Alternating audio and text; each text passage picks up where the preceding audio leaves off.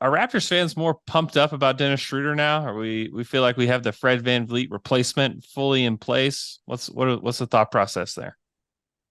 I don't know. I think certainly a little bit. Like, any showing like this is going to do a bit.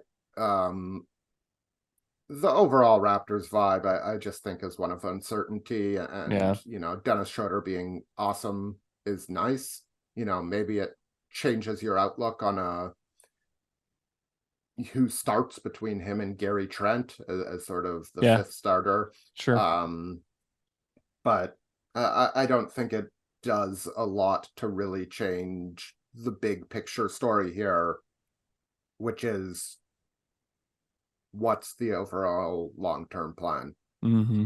And I think a lot of us sort of thought more was going to happen one way or the other. It hasn't yet. That doesn't mean it won't before training camp or the regular season starts, although I think I've talked about on other platforms, like it was sort of around the draft or right after the draft probably were the most logical times for something like that to happen. Yeah. Whether it's a Pascal Siakam trade or jumping in the Damian Lillard fray or whatever. Like Hmm. it just seemed like it would have happened by now. But I think there's just a lot of unease, and the Raptors front office famously doesn't show its cards, not to the media, not to other executives either. Yeah. And we've heard whispers of frustration with like trying to get I don't need to remind you about the trade deadline last year about how they Yep. were the topics of conversation. So Hmm.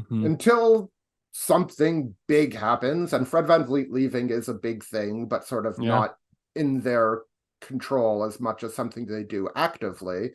I think that's going to continue to be at the heart of the conversation, unless the Raptors roll out, 12-3 or something like that.